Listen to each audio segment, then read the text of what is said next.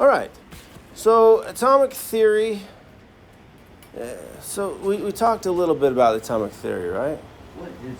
Because we talked about the Big Bang theory versus atomic theory. How can we believe in the atomic theory but not the Big Bang theory? They're both theories, right? Did we talk about this in this class? No? Did we talk? Oh, we didn't talk about the Big Bang theory in here? Oh, okay. I've taught it so many times in my other classes, I just assumed I taught to everybody. That's okay. So, well, what about it? Big Bang versus atomic theory. Why was the Big Bang? Big Bang has no factual evidence. Try again. We don't know if the Big Bang Theory actually We don't know what it is. That's a better thing. We don't know what it states. Nobody does, nobody ever will. That is not what it states. No. And it doesn't state that everything came without the cause of a creator or a higher intelligence. It does not state that. That's evolution. Yeah, and sometimes we get those mixed up. And guys, I'm not yelling. I'm not trying to find fault with him. I'm just so passionate. And ladies and gents, I'm not saying I believe in the Big Bang Theory either. Don't get me wrong. There's holes in it. Just like there's holes in the atomic theory. Hence, it's not a law. It's a theory. You with me? Okay, so there was somebody that, and don't get me wrong, I have a lot of respect for this person. He's a great guy. He just doesn't know science. There's nothing wrong with that. You with me? Guy speaking in church, he says, and this proves that the Big Bang Theory is false. Okay. Let me just tell you, he wasn't even talking about the Big Bang Theory. Didn't prove anything about the Big Bang Theory. Ladies and gents, I'm not trying to say this Big Bang Theory is true, and if you don't believe it, you're going. I'm not saying that at all. Okay? But what I am saying is, we talked about the scientific process in here, right? Well, the process is to find out what is what? True. So if we just, no, I don't believe it. No. Why do you don't believe it? Because your dad says it's full of crap. Right? And I'm okay with that. But if we're just going off of hearsay, that this is a bunch of crap because so-and-so said it and I believe this person, then that's saying we don't want to know the truth. Scientists do that too. You guys know that? They go against what they preach. Hold on. So here's what scientists do. Oh, it says it in the Bible? I don't believe that crap. I don't believe there's even a God. So it can't be true.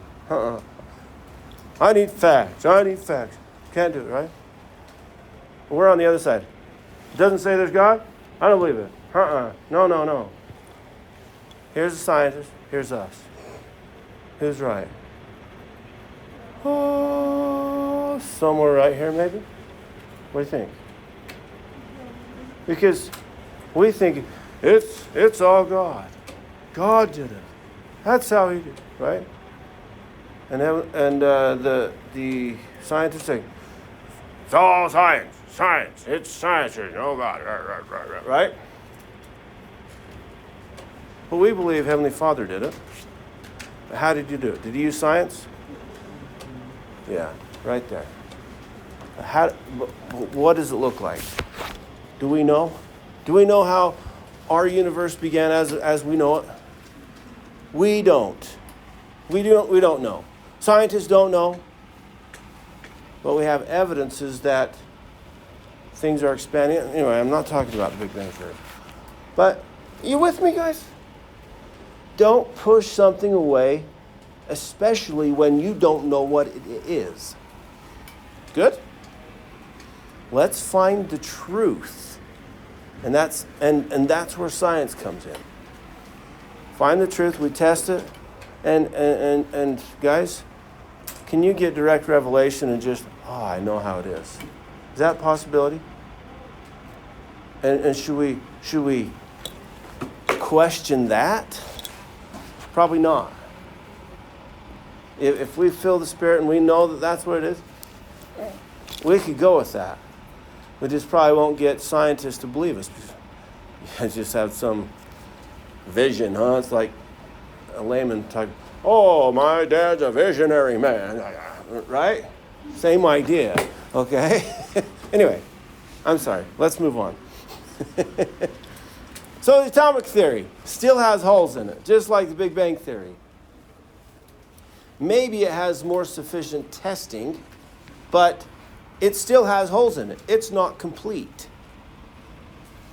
Is the Big Bang theory? It's probably further from complete, maybe, but okay. So just keep this in mind if you think about it. It's just a theory, so okay? Yeah, we got it. Okay, here we go. So the atomic theory.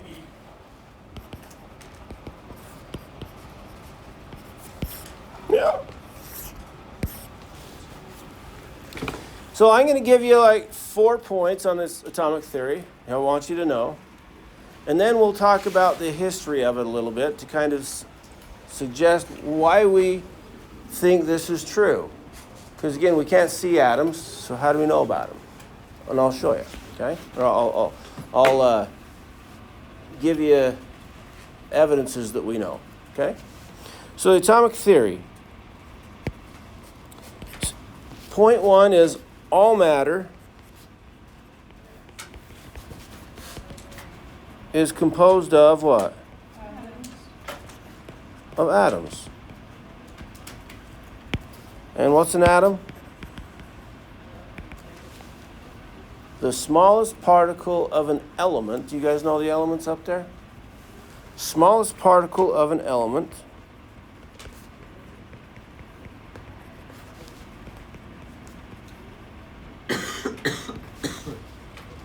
that retains its properties or its identity.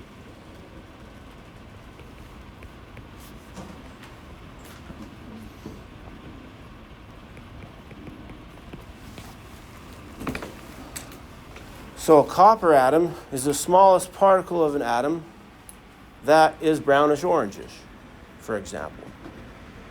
But how do we know that? We can't see them, right? We'll get there, I promise. Okay. Point 2. Everybody okay with that first point? And these aren't in any particular order, but okay, this is the order I'm giving you. So the next one is atoms of a given element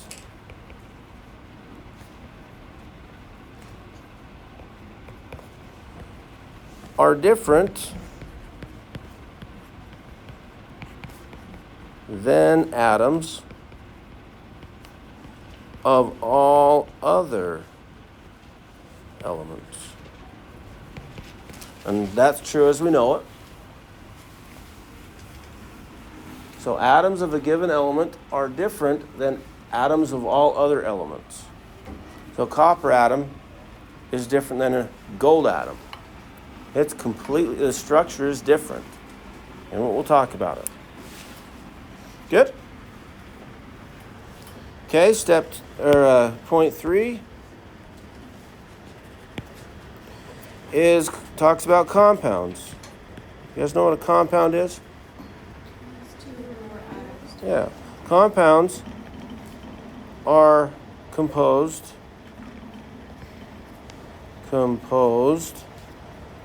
of 2 or more atoms chemically bonded.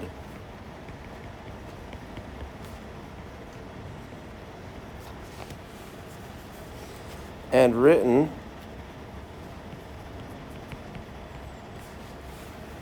as a small whole number ratio.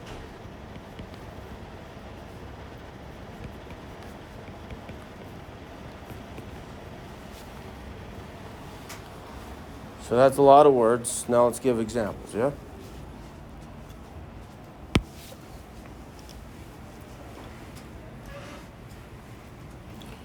So H2O, what's the small whole number ratio in water? Anybody know? 1 hydrogen to every 2 oxygen. Try again. The 2 refers to the hydrogen. So 1 hydrogen for every 2 hydrogens for every 1 oxygen. Why don't we write a 1 right there? It's kind of like, why don't we have to write 1x? Right? We just negate the 1 and just call it x, right? Same thing here. We don't write the 1s. Are we good? Okay, so H2O is 2 hydrogens to 1 oxygen. What about carbon dioxide? What's the ratio? 1 carbon to every 2 oxygens. Are you with me? Do we get that? Okay.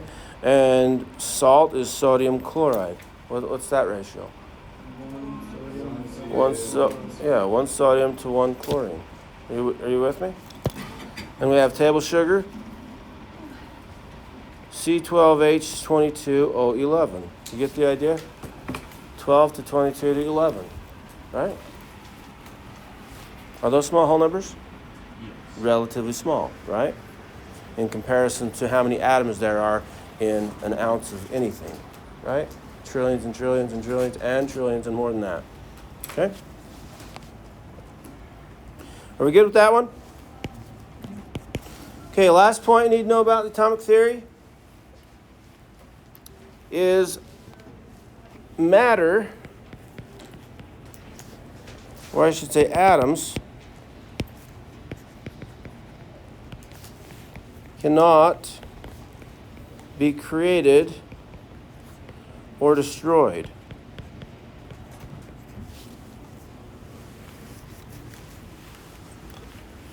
Now, when the atomic theory first started, which was in the BC times, I don't remember what year, but way long time ago with the Greek philosophers, right? He said the atoms are indestructible, indivisible. And that part was wrong. We've since found out that we can divide an atom. We can divide a big atom into 2 smaller atoms. What's this called? An atomic bomb. Yeah? This is an atomic bomb, or fission. Right? Nuclear fission. And we're not going to talk a lot about that. In fact, just a smidgen of it this semester. But yeah, so we know we can divide them. So that's changed. So like 2,000 or 3,000 years ago, that's what the idea was. And then somewhere, I don't even know how old this guy is. I'm gonna have to look it up. But English scientist, he kind of formalized the atomic theory. And this is most of this came from him. But he still thought atoms were just this ball of mass, right?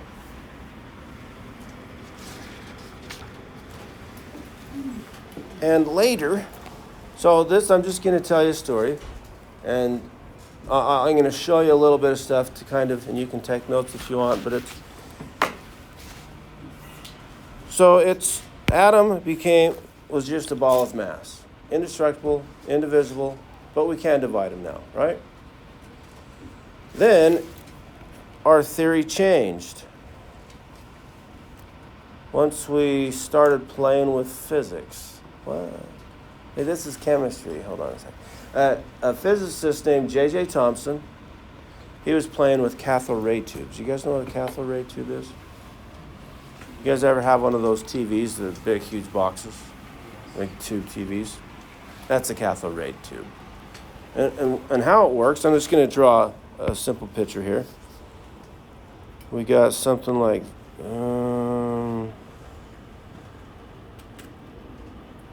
that looks awful, but something like that. It almost looks like a lamp, right? Like a genie's lamp? Okay. So we have something like this. We have one side's positive, one side's negative, and you hook electricity to it. But there's nothing in there except for one gas. So you put gas in there, and you put electricity on each side, or hook it up to electricity, and you get a beam of light. And that's how a TV works. You put electricity, and it has a beam of light. Several beams, and it makes different pictures, right? Or whatever. Okay, and then, well, this guy was playing with these cathode ray tubes. Oh, these are kind of cool, right? And he's a physicist, so what do physicists like? Magnets. Magnets are cool. Magnets are cool. So he got this magnet, and he's put it up against this thing. So here's our little magnet here. You got north side and south side, yeah? North pole, south pole. And what happened is this beam did something like this. It just deflected it, right? Like, what else does a magnetic field deflect besides magnets? Electric charge. And he turned this around, and it deflected the other way. Like, oh, that's cool. So whenever the north side is this way, it goes this way. Whenever it's south, it goes the other way. Okay. When we put it on charges, then when it attracts, I don't know which is which, but this tells us there's negatively charged particles in our gas. And gas is just made of atoms. It's matter. We know that, right? As far as the atomic theory so far, right? So that means our atom now looks like this. It's got negative charges in it. Are we good? We still can't see it, so this is like our best model of it. You with me, Eldon? You're breaking my rule. Please don't. Are we good? Okay, so we're doing some tests. That's kind of helps us to know kind of what it is, but still way not enough. So the next guy, his name is Ernest Rutherford, and he did something way cool. And here's what he did. He took this material that emitted alpha particles, and alpha particles are positive 2 charge, or positive 2 charge. So it's particles with a positive 2 charge, and well, he was thinking, let's see, what happens if we throw a ball against something solid? It bounces off, right? Okay. Well, wonder what would happen if we just did it threw something against an atom. Not a ball, but maybe just a small particle, this positively 2 charged particle, right? What if we throw that against an atom? The only problem is we can't just get an atom, right? We can't see them. Okay, so we're going to make it as thin as possible, this solid as thin as possible, and something that's not reactive. Anybody know what's not reactive? Gold. Gold is not reactive. That's why it always stays beautiful, right? Is that real gold? It's real gold. It's not 100% gold, but it's like, I don't know what the carat is, but if it was 100% gold, it'd be too soft and it would bend, and no jewelry is 100% gold. Anyway, so he grabbed some gold foil. Why foil? Because it's thin as we can get it, right? Real thin gold foil, thin as he can get it. Still can't see through it because it's gold, right? And he shoots this, and he knew he'd been playing with this for a long time, and he knew that these positive 2 charged particles, these alpha particles, they affected sensitive film. Oh gosh, they affected sensitive film. You guys know. I took a photography class where you had to develop your own pictures you took. We don't do that anymore. It's all digital, right? But back in the day, that's how it was. And you take chemicals and you develop it, and then you get a picture out of it. Okay, maybe you've seen a video on that. Same thing here. This film you can develop it and see a picture, and if you shoot this stuff at it, well, it makes a mark on it. So he puts this around it just like this, maybe a little bit more, as far as he could. And here's the results he got. Comes in here, some of it came back, but most of it went forward, but not straight forward. Okay, something like that. A little bit, probably a little bit more than that, but that's kind of what it looked like. And that told him two things. Any ideas what it told him?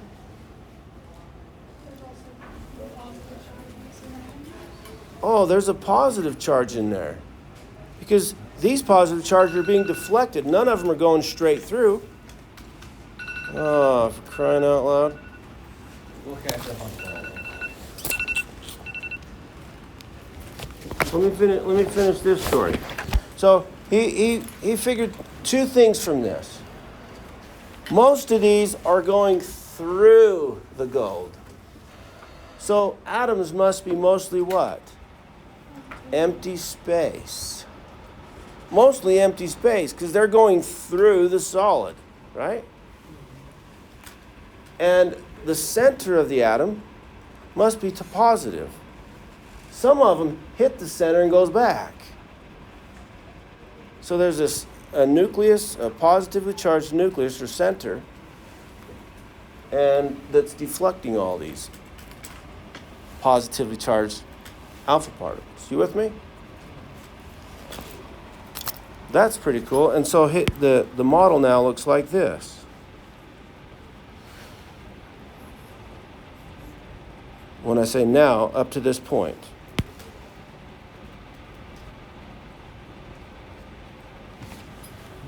Good? And we've seen that model before, right? Where the outside's these little white things, those are the negative electrons. And the center, well, it's positive. That's all we knew about it, right? Yeah, I like that one. Are we good? Okay, more next time? Okay, did you guys try the lockdown browser yet? No, I'm talking about. Okay, ladies and gents, take a break. Don't be late.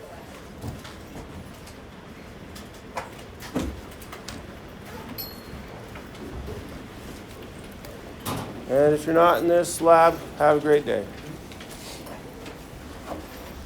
If you are in the lab, don't have a great day.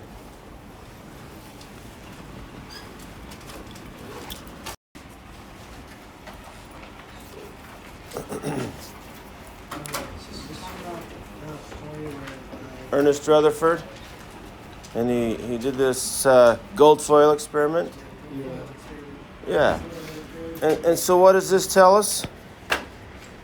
The atoms Not be created nor destroyed. The atoms have positive and negative charges.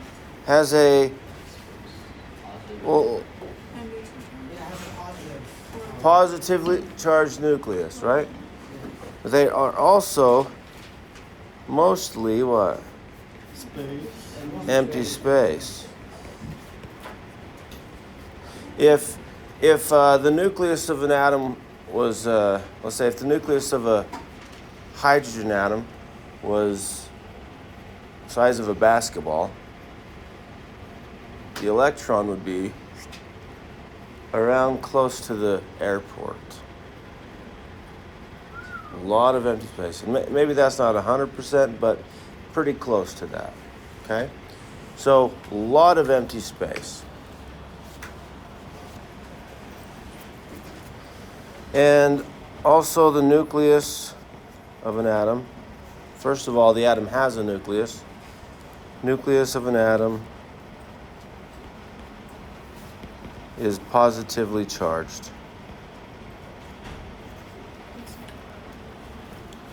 Uh-oh.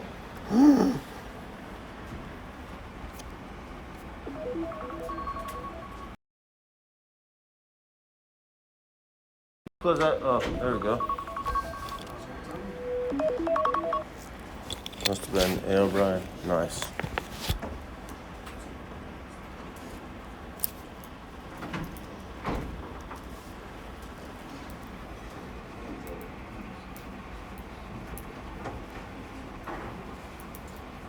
Mm.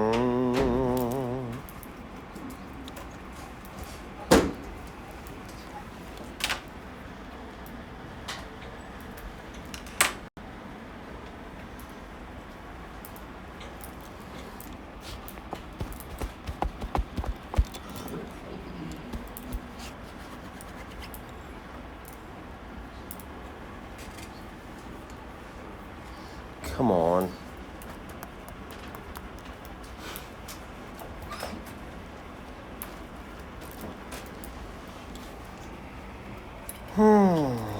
All right, so let's just maybe keep going while this is trying to hook. So after that, so we found kind of a lot about the atom up to this point. And Ernest Rutherford's student was named Neil Bohr at Bohr. I don't know if it's Bohr's or Bohr. Do you guys know the Bohr model of the atom? I'll show you, but it's not working. Hold on. Are we good?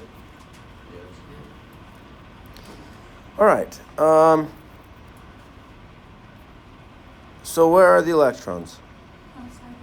Outside the nucleus. And the thing you need to know about the electrons, kind of, in fact, they're all really important.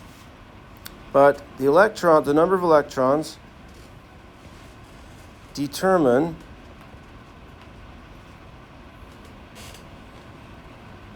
the properties of the atom and the charge of the atom. Well, if protons are positive, how come protons don't determine the charge? Because for a carbon atom, there's always 6 protons, and that doesn't change, right? And then you can add or remove electrons. Why can we add or remove electrons? Because they are on the outside. And so when I'm playing with this pencil here, what part am I affecting? Just the outside. So why does the number of electrons determine the properties of the atom? Because the outside is the only part that changes in a chemical reaction. Only part. And the outside are the electrons. So if the protons were to change during a chemical reaction, we'd have atomic bombs going off all over. And we don't, thank goodness, right? So it's just the electrons that change. Does that make sense? Did we learn more than the pre-reading so far? Okay, so I was able to get something out of that? Good. All right, let's put down a few definitions real quick. So the atomic number is what? The number of protons in an atom. Know that. Okay, then we got the mass number equals, in fact, I'm not going to give you a definition, I'm just going to give you an equation. The mass number equals number of protons plus number of neutrons. Why? Because if we look at the relative masses, it's only the protons and neutrons that have any, right? And they're the same, so we could just add these two numbers, add the protons and the neutrons, and that gives us the mass, kind of. We call it the mass number. And why not the mass? Because if we look at the mass number of most oxygen atom is 16. Does that mean an oxygen atom has a mass of 6 grams? No. Did anybody read about what the units are to the mass number? Yeah, the unit. Have you ever read about AMU? What does AMU stand for? atomic mass unit. Now, isn't that fantastic? Now, watch. How long is this table? About 6 distance units. How do you know? Is that stupid? Yes. Or do you like 6? Yeah, let's go 6 distance units. And then when we go to Home Depot to grab some materials to say, hey, I need 6 distance units. What are they going to say? Come on. Get real, buddy. Right? You with me? So if that sounds stupid, well, how does atomic mass unit sound? Also stupid. But it seems like every chemistry book jams it down so this is what it is. This is the atomic mass unit. Should I just give you the atomic mass unit and forget about AMUs? Yes. And give you feet instead of distance units? Right? Okay, here we go. AMU, atomic mass unit, is grams per mole. And maybe that's why they didn't give it to you, because mole, ew, what's a mole? We'll get there. We will. And so when we look at those numbers on the periodic table, for oxygen is 16 grams per mole. That's what it is. That means they have 16 grams for every 1 mole of oxygen. That means that 1 mole of oxygen is more than just an atom, right? It's how many atoms? 6.022 times 10 to the 23. Remember that number we talked about? Doing scientific notation? Yeah, that's why we did that. There's that many atoms in a mole of anything. We'll get there. Don't have to write this down. We'll get there. Okay? But I'm just trying to relate it all to you. Okay? All right. And then, so let's talk about isotopes. Isotope is an atom with the same number of protons, but different number of neutrons. What does that tell us? It's the same element with a different what? Mass number.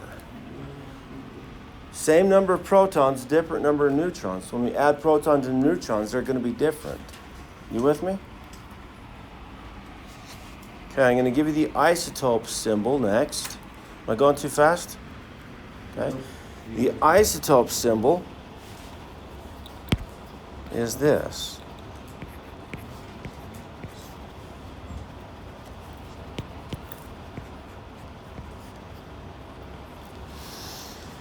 And let me tell you what everything means. So this A represents the mass number, which equals protons plus neutrons, right? A, what again? Mass number. Okay? And then Z represents atomic number. What's the atomic number again? Number of protons. Okay? We need to get that down, like, right, you just need to know what that is. Like you know where your pointer finger is on your hand. Okay? You need to know what that is. And what does the C represent? The charge of the atom. And that's determined by what? Electrons and protons. Electrons. This one's determined by protons. This one's determined by neutrons. It's determined by neutrons. Why not protons? Because protons are the same. If we say an oxygen atom has 8 protons, it's not ever going to change. But can the number of neutrons change? Yeah. So the mass number will change. Does that make sense? Okay. And the charge is represented by what? Electrons. So protons, neutrons, electrons. Are we good? Okay. And what about this guy? What's that? That's the element symbol.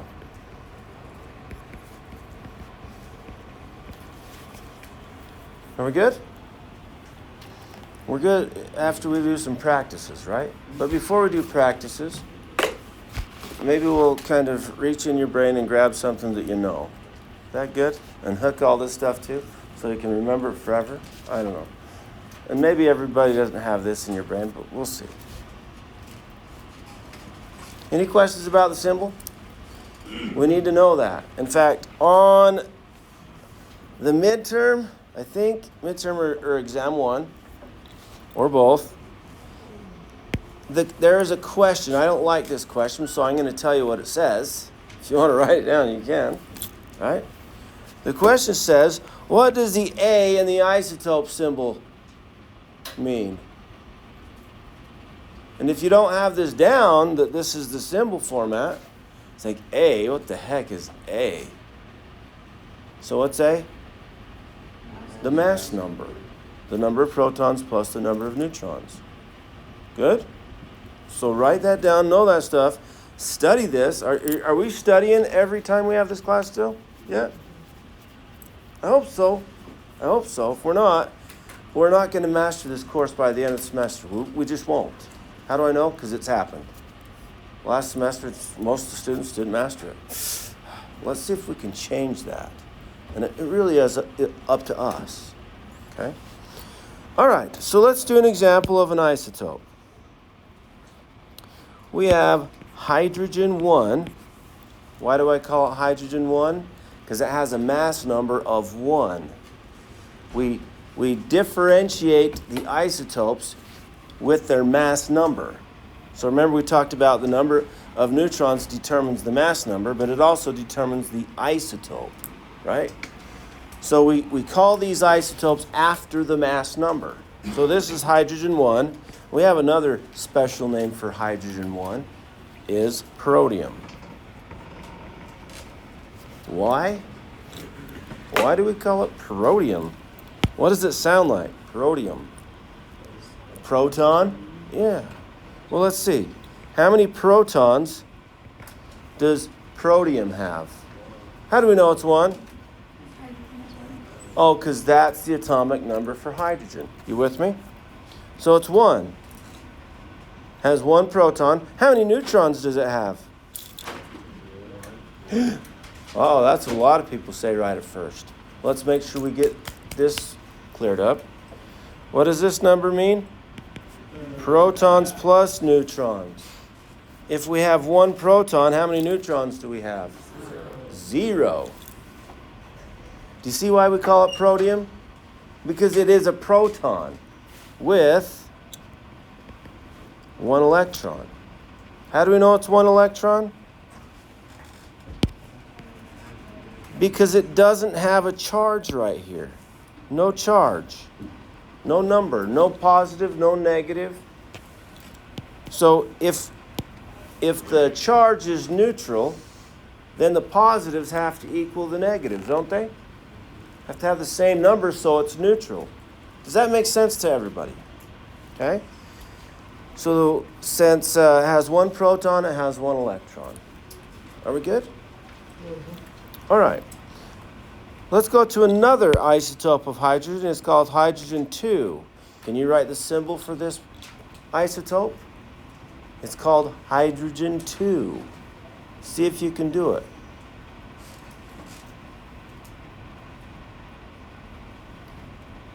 What number goes on top, everybody? 2, because it's hydrogen 2. What number goes on bottom, everybody? 1, because it has an atomic number of 1 still. You with me? And this is called deuterium. Why deuterium?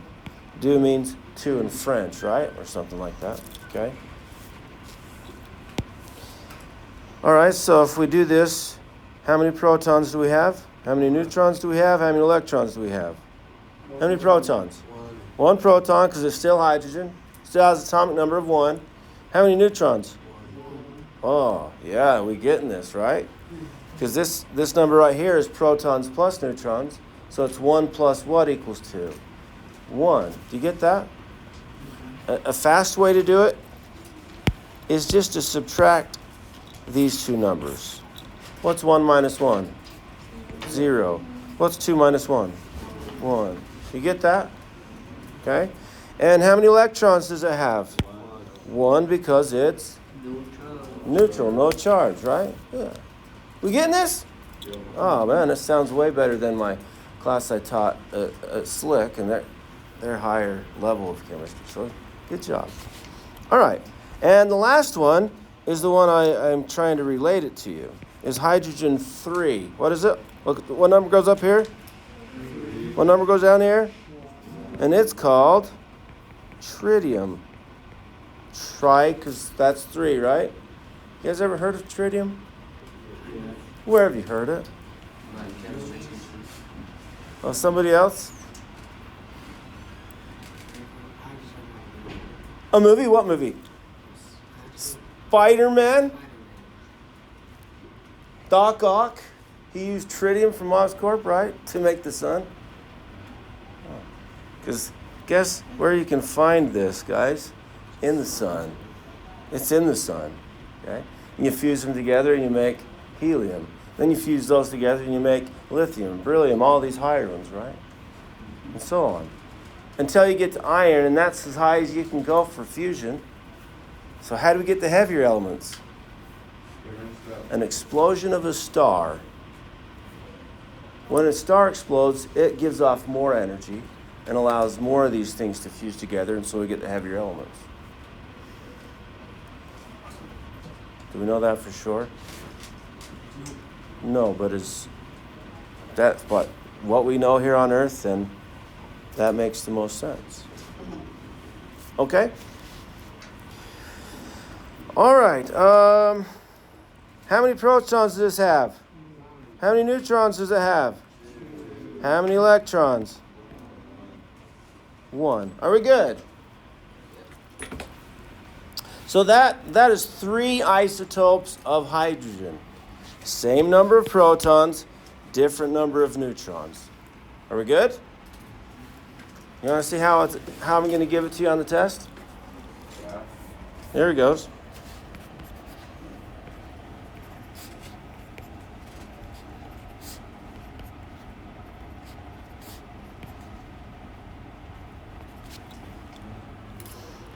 What are the 2 isotopes?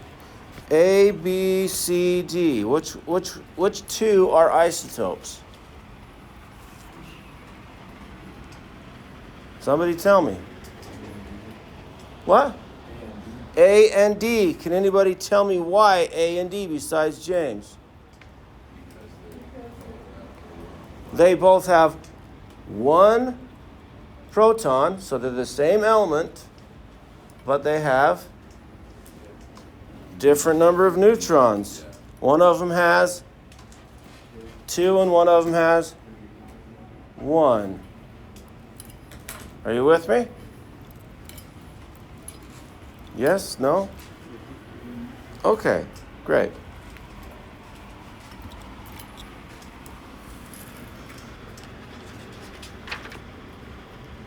Okay, let's do some examples.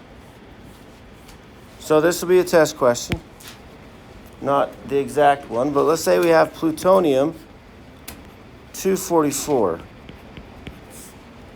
How many protons, how many neutrons, and how many electrons do we have? Can anybody tell me how many protons are in plutonium 244? Oh, I see some people understand this really well because they just shoot right back to the periodic table. How many protons do we have for plutonium? Look at the bottom. What is it? 94.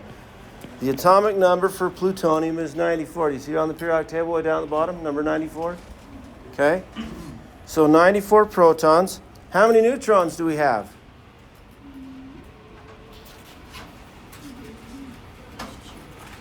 Yes. Yeah, we subtract them. So what is that? Get a calculator out. It's 150. 150? Okay. How many electrons do we have? 94. 94. How do you know 94, Maurice? What? How do we know 94? Because there's no charge. Because it's neutral, no charge. Are you with me? Should we do it with the charge? See how we do those kind? Do we get the ones that are neutral? Yes. Okay. So let's do one. Let's do cesium. Cesium 57. And cesium, I'm just going to look for it because, oh, it's not 57, sorry. Cesium 135 is number 55. And let's say it's cesium 1 plus. Do I have to write the 1 when I write 1 plus, the charge? No, if it's a 1, we don't have to write it. We could if we want, but generally we don't see it that way. So how many protons does cesium have? 55. 55. Okay, I'm getting the same people talking to me. Do we all get this? Okay. Please tell me if you don't. How many neutrons do we have? 80? I'm just going with you because I can't do that in my head very fast, but maybe we should double check it, right? Did anybody get 80? Okay. Number of electrons. 56, or 54, or 55. What is it? Okay, tell me how you're thinking, Maurice.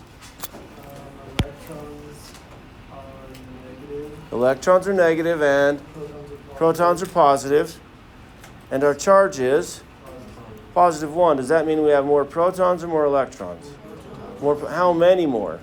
Just 1 because it's plus 1, right? And it has 55 protons. And that's 1 more proton than an electron. That means it has to be 4. because this has 1 more. There's 1 more proton than electron because it's positive. Are you with me? Anybody want an equation to be able to know how to calculate it? Okay. I'm not seeing a yes. Okay, here we go.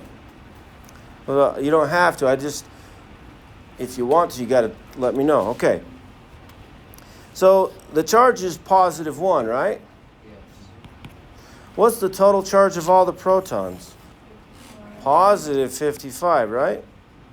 And the total charge of all the electrons is something. We don't know. We're looking for that. So let's do a little bit of algebra. What do? We subtract 55 to both sides. And what's positive 1 minus 55?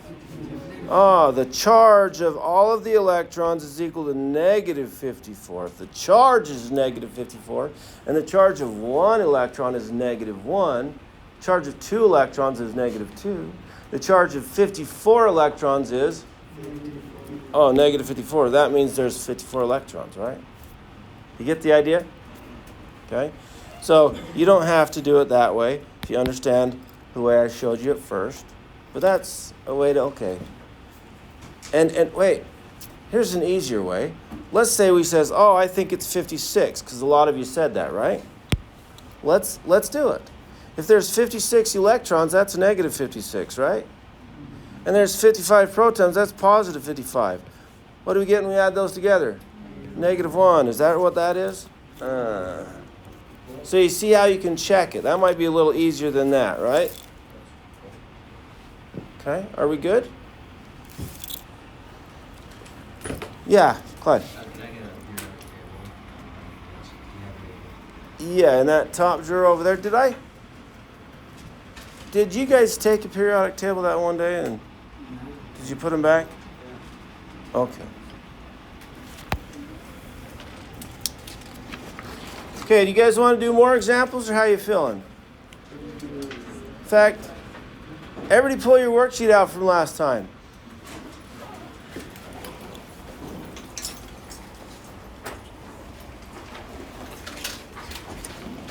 Or should we just save the practice for the lab? Okay? We can do it one or two more. You guys all have this?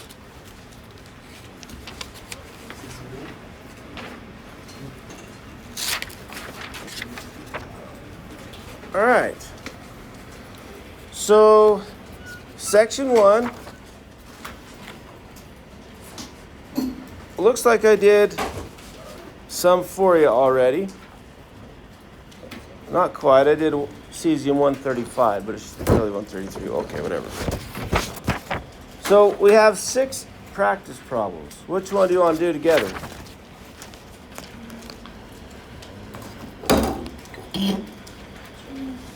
Let's do arsenic 77. You with me? Do you guys, do you have this sheet? Okay. I don't think I have that. Does anybody not have one? Come grab one.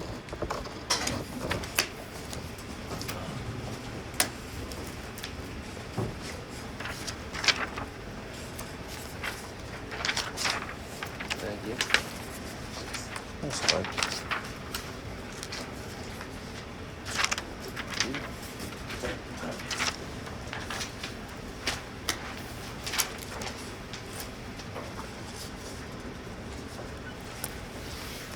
Okay, how many protons are in arsenic? Period, right? 33. Any questions how we got that? Yes, how do you get that? Find arsenic on the periodic table. What number is it? 33. That's how we got it. Okay. Good. How many neutrons do we have? Somebody tell me how to do it. 77 minus 33 is 44. Good. And how many electrons before we do it together? Somebody tell me. Someone's telling me 36. Is that right? Do we have more electrons or more protons in this? How many more electrons? 3 more electrons than protons is 36. Does that make sense? And let's double check just to make sure we didn't think wrong. We have a positive 33 because we have 33 protons, a negative 36 because we have 36 electrons. What do we get when we add those together?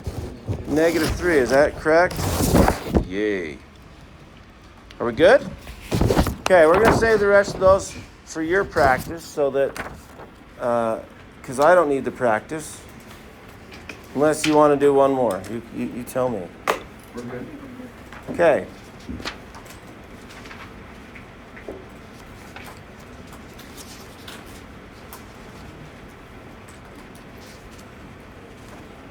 All right.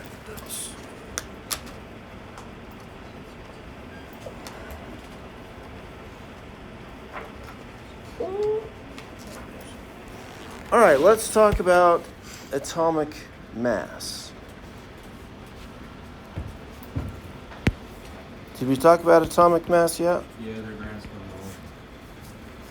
Okay, it's measured in grams per mole. Good. Atomic mass is this bottom number on the element box on the periodic table. And notice the atomic mass for the elements. What are they? They're decimal numbers. They're not whole numbers. Do you see that? What? I thought the mass was protons plus neutrons because we don't have electrons. I mean, we have electrons, but they're zero mass, right? So, why is it a decimal? What's that? No? It's the average. It's the average. You guys, you know what happens when you find the average? A lot of times it's decimal, right? Okay. So this is not just the regular average, it's the weighted average. Weighted average mass number of all isotopes of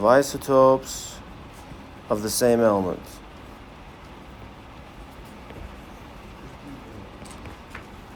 Okay? So, fortunately, they're all up there. But I still want to show you how to calculate it. Okay? All right. Let's take an example of hydrogen. So hydrogen 1, or in other words, protium, right? So that's sometimes we just write it that way, a quick way to write it. Or we can write it this way, H11, right? Same thing. Is most of all hydrogen that we know of in the universe. And that is 97.5% of all hydrogen is protium. Hydrogen 2 is about 2.7% of all hydrogen. And tritium is only about 0.5%. And these numbers might be a little bit off, but guess what? On the test, they're also going to be a little bit off. Why? So you can't just look up there and say that's what it is. Okay? You have to calculate it. And maybe that up there will be one of the choices. Yeah? So you're going to have to calculate it to see what it is. So here's how I can tell you why we do what we do, how it works, or I can just show you the how and you can do it. Should I show you the how and you tell me if you want to know the why? Yeah. Okay. Okay. We take the mass, which is 1, and we multiply the relative abundance. This is a percentage. So what's the relative abundance? 0.975. Does everybody know how I got that? I changed the percentage to a decimal by dividing by 100. Because percent means per 100, right? So divide by 100, and you got my relative abundance is 0.975. You with me? No? Yes? Yes. Okay. And then we're going to add the mass of the other isotopes to multiply its relative abundance, which is 0.027. And then we're going to add the mass of the third isotope, multiply its relative abundance, which is 0.005%. Or sorry, not percent, but 0.005. And what do we get? We should get 1.044. 1.044 what? What are the units? Grams per mole. Doesn't that kind of look like a conversion factor? And these are the conversion factors that we will use in chemistry. They're all on the periodic table. So if you look on the periodic table for hydrogen, it's 1.008. See, that's a different number? That's kind of what you're going to get on the test. So it won't be the exact answer on the periodic table. You're going to have to calculate it. Yeah. So to get neutrons, it's just the top number, which minus. Nope, you won't be able to find it on there. On the periodic table, you won't find it. Is that what you're asking? So what are you asking? So to calculate the neutrons, it's this top number minus the bottom number. That's what I was asking. Yes. Sorry. Well, we just talked about the atomic mass, so I thought you was looking at the periodic table saying, okay, so it's going to be 16 minus 8 for oxygen. It's going to be 8, right? For the majority, but not all isotopes. So are neutrons and protons are supposed to be the same? Same mass. They weigh the same. Okay. And that makes them not an isotope, right? I don't know what you're asking. Well, I don't know if I'm receiving this. Well, did you get this table down? Yeah. That shows you what a neutron and what a proton is. Okay. Do you need to sit up closer? Because I notice you don't have your glasses on. Okay, there's a chair right here. We're right here. Okay. All right.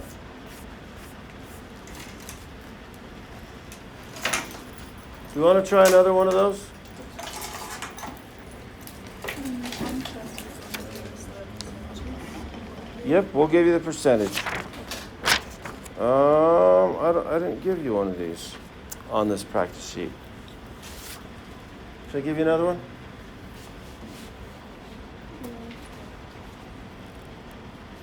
Oh. What?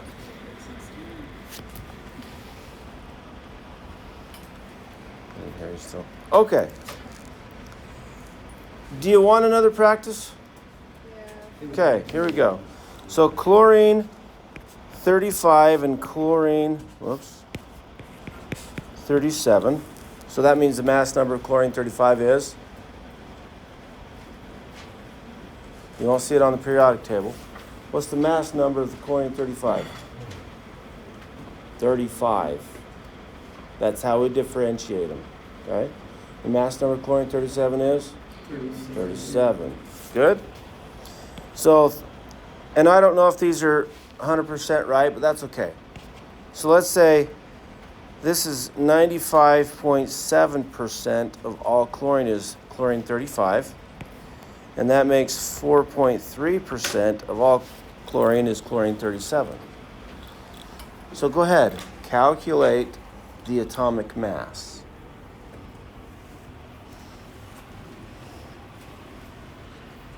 Everybody do this.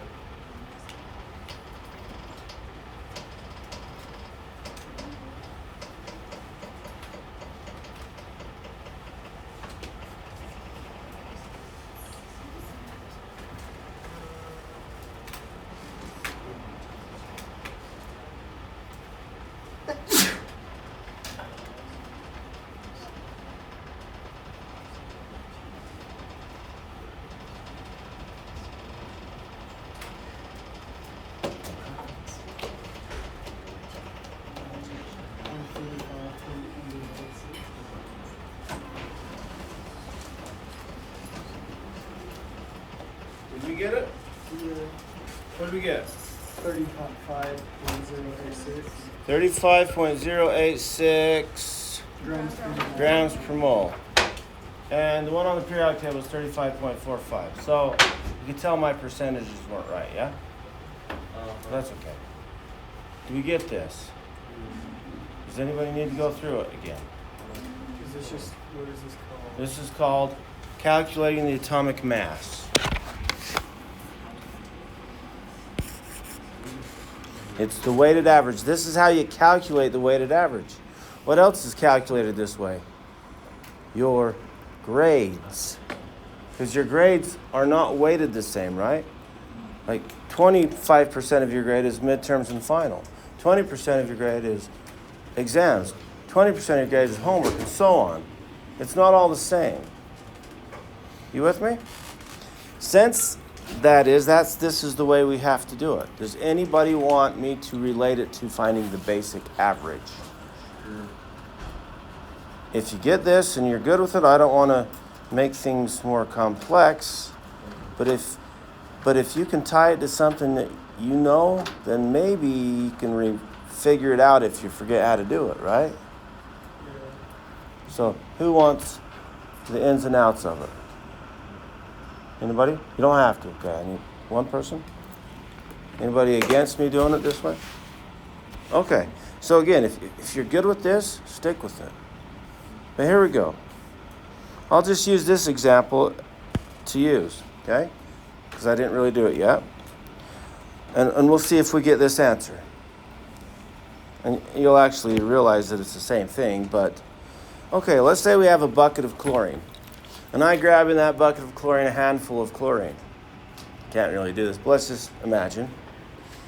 And, well, how much is chlorine 35? 95.7%, right? How much is chlorine 37? 4.3%. Okay. Now let's say Incredible Hulk comes in here and grabs a big handful. His is more than me, right? How much percentage, what percentage is chlorine 35? 95.7. What percent is chlorine 37? 4%. So does it matter how much you grab? No, it doesn't. And if Emily comes and grabs, she's a smaller hand, so it's going to have less, right? For example, okay? So it doesn't matter how much you grab. So can we pick how many we grab? How many atoms? What's the easy, nice, round number we should pick? What does percent mean? Out of 100. Should we pick up 100 of them? Okay, if we pick up 100, how many atoms are chlorine 35? 95.7 atoms. How many are chlorine 37? 4.3. I know that doesn't make sense to have a partial atom, but we'll just keep it there, right? Because it really doesn't matter. You with me? All right, so now let's find the average. So we're going to do 35 how many times? 95.7 times. What's an easier way to do that than just adding it that many times? We multiply. So 35 multiply 95.7 plus 37 plus 37 plus how many times? 4.3 times. So it's going to be 37 multiply 4.3. You with me? But then we just added up all these numbers to find the average to divide by what? Yeah, because we added up 100 items, didn't we? So we divide by 100. Now, ladies and gents, is it okay to divide this by 100 and this by 100? What is this divided by 100? 0.957. Is that the number we used? And this right here is just 0.043, right? Do you see how it's the same thing? But that's how we can do it using the regular average. Good? All right. Any questions? Okay, let's see. We have some more time. Good. Hopefully I think we're going to finish this lesson this time. It's kind of a big lesson.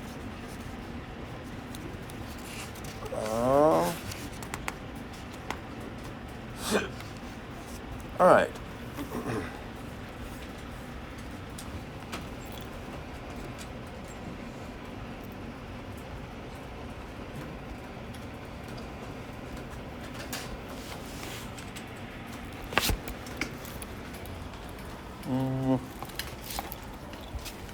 Can I use this green periodic table real quick?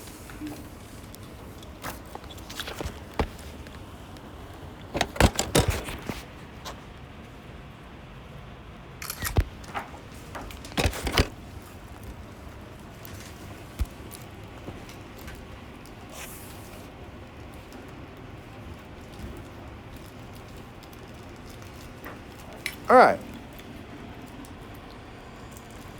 So the next thing, the next thing we're going to talk about are valence electrons.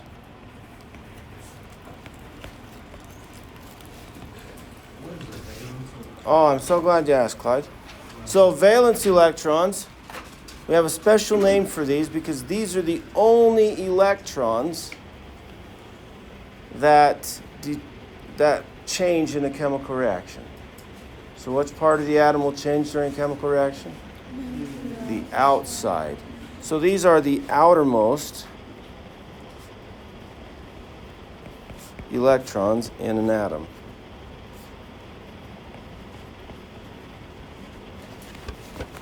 Good?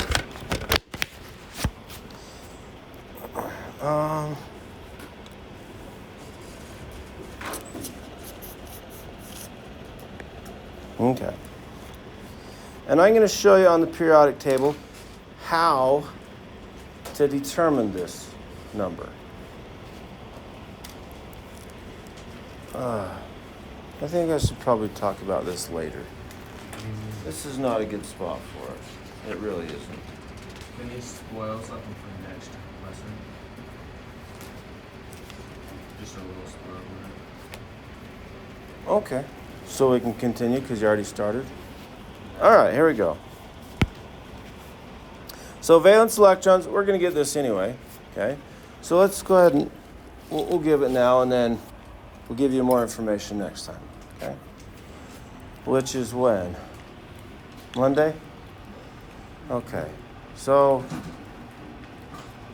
are we going to be finished with everything by next Monday? Not this coming Monday, but the following, because that's when the exam is, right?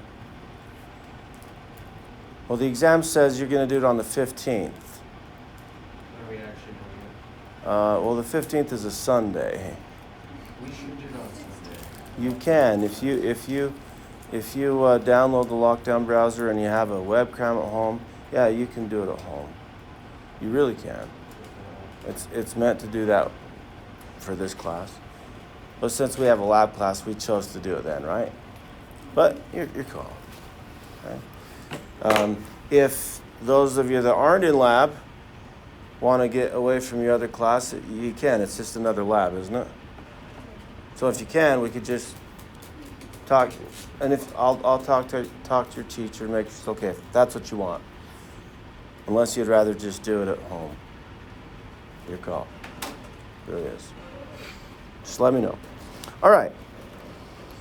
So valence electrons.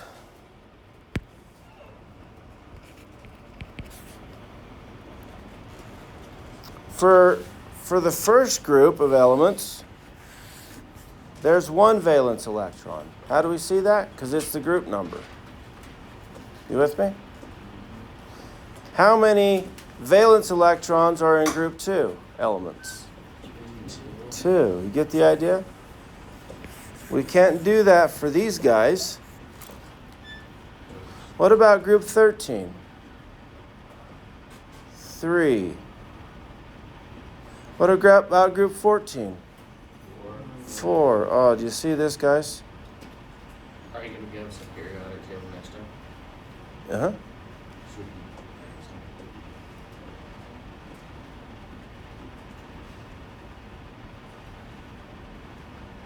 But if you take notes on it, you could just say the number of valence electrons refers to the group number in the periodic table, right? And then this is 8, except for one. Which one doesn't have 8? Why helium? Because it doesn't. It doesn't even have 8. It only has 2. Are we good? We'll talk about why that is next time. Yeah, we need to talk more about the periodic table before we do this. That's what I was thinking. Well, okay, I can give you this. And then, yeah, we need to talk about other things before we... Maybe I should start the electron configuration today. We'll give you a little bit more on electrons. Does that sound good? Any questions on valence electrons? I know it's like Chinese, right? Like, whoa, this is a lot of weird stuff.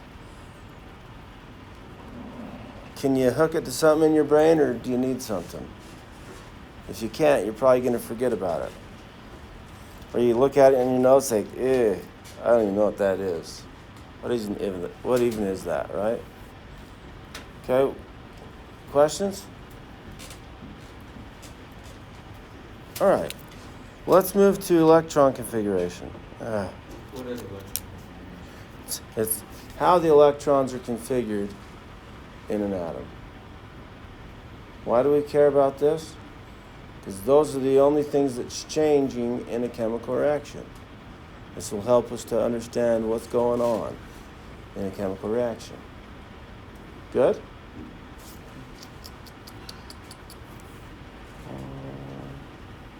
What do you think? You had enough, or do you want more? Because I'm not wondering if we ought to wait, but we only have 2 class periods next week, right?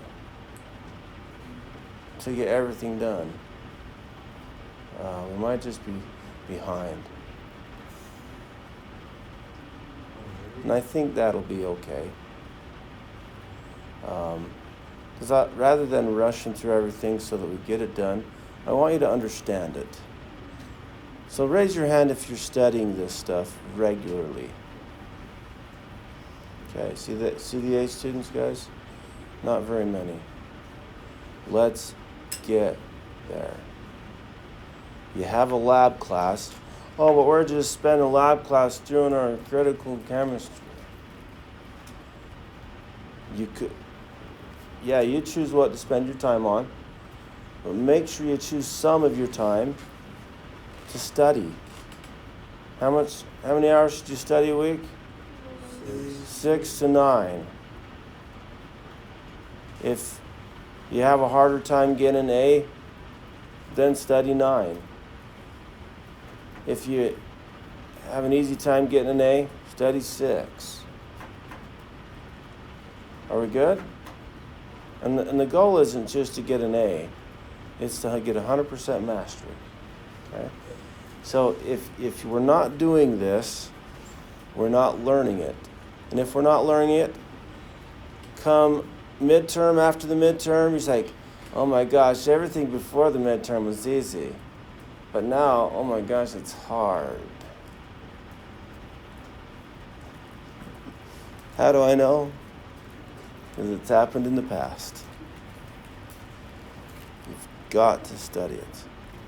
Okay, spend the rest of the time studying. Maybe study your previous notes, not today's. Well, you could study today's notes, but whatever you feel like you need. And if you have any questions on previous notes, let me know and I'll help you.